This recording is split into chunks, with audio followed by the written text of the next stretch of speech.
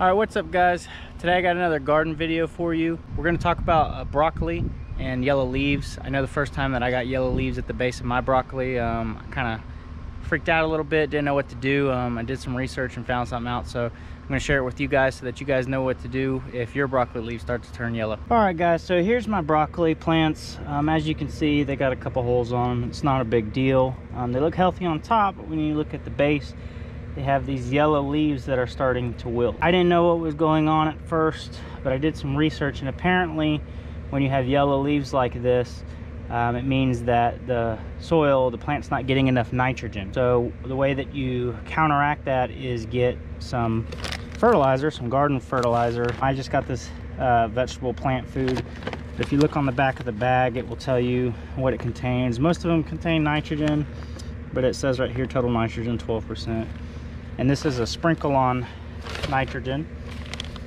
And pretty much what you do is you just get some and you just sprinkle it along the soil, on top of the soil.